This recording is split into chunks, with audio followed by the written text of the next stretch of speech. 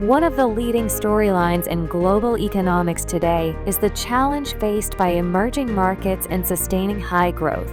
Over the last 70 years, many low-income countries have transitioned into middle-income economies, lifting millions out of poverty.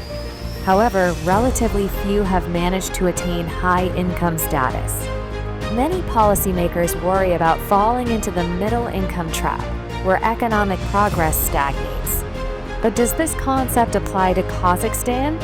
Let's examine whether Kazakhstan has truly fallen into this trap over the last 15 years. In simple terms, the middle-income trap is an economic situation where a country achieves a certain level of average income but struggles to transition into the ranks of high-income nations. The World Bank categorizes countries as follows: low-income countries, per capita income below $1,005. Middle-income countries, per capita income between $1,006 and $12,235. High-income countries, per capita income above $12,235. Many countries experience rapid economic growth when transitioning from low to middle income, often through industrialization and labor-intensive manufacturing.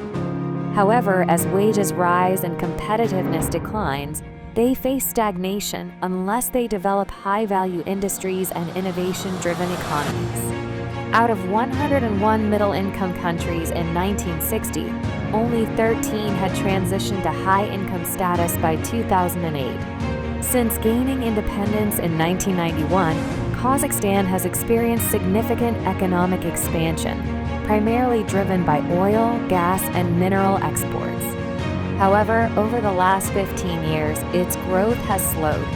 Between 2008 and 2023, Kazakhstan's GDP grew at an average annual rate of 4 to 5%, which is below the 6% threshold often associated with high-income transitions.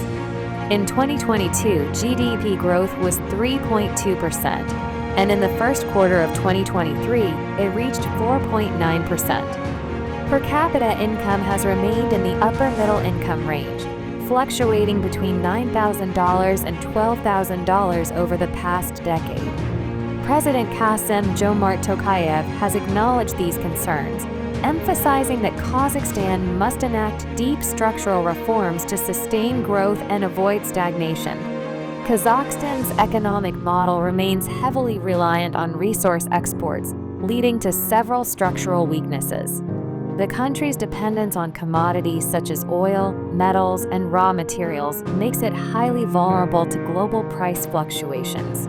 Additionally, resource-based industries fail to generate enough skilled employment opportunities, limiting high-value job creation. Despite ongoing diversification efforts, the manufacturing sector still contributes only 11 to 12% of GDP after 2 decades of industrialization policies, highlighting the weak private sector and slow industrial growth. Furthermore, labor productivity has grown at a sluggish pace, falling short of the levels required for a high-income transition. Compounding these challenges, foreign direct investment, FDI, has stagnated due to regulatory inefficiencies and persistent corruption concerns, further hindering economic progress. Economists remain divided on whether Kazakhstan is truly stuck in the middle-income trap. Janibek Agazin, an economist, argues that while Kazakhstan has industries driving growth, long-term sustainable development requires deep structural changes, and our economy is still too dependent on non-renewable resources. A 2021 World Bank report found that Kazakhstan lags behind successful high-income transition cases, such as South Korea, which leverage technological innovation and export-oriented policies to escape the middle-income trap within 30 years. Malaysia, which invested in high-tech industries and education to drive sustainable growth. In contrast, Kazakhstan has struggled to develop knowledge-based industries, keeping it reliant on commodity exports. Tokayev's strategy to avoid the trap: to accelerate economic progress, President Tokayev has outlined several key reforms. developing new growth sectors by promoting high-value industries such as technology, pharmaceuticals, and green energy, while expanding exports beyond raw materials to manufactured goods and services.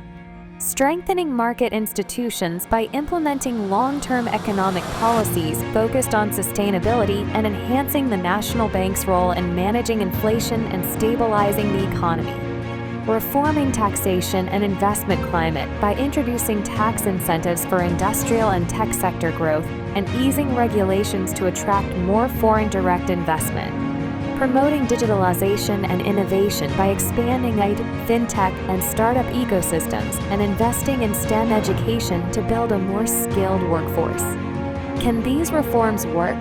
Skepticism remains regarding Kazakhstan's ability to implement these reforms effectively. Dr. Caroline Freund, a World Bank economist, states, "Escaping the middle income trap requires not only economic diversification, but also institutional transparency and strong governance."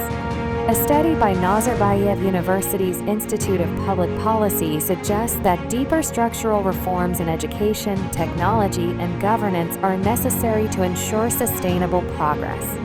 If Kazakhstan fails to escape the middle income trap, it risks economic stagnation with growth remaining below 5%, limiting improvements in living standards.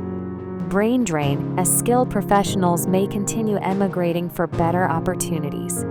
Increased inequality, leading to a widening gap between urban and rural populations. Falling behind regional competitors, as countries like Uzbekistan and Azerbaijan are rapidly modernizing their economies and could overtake Kazakhstan. Kazakhstan exhibits several characteristics of the middle income trap, including slowing growth, resource dependency, and productivity challenges.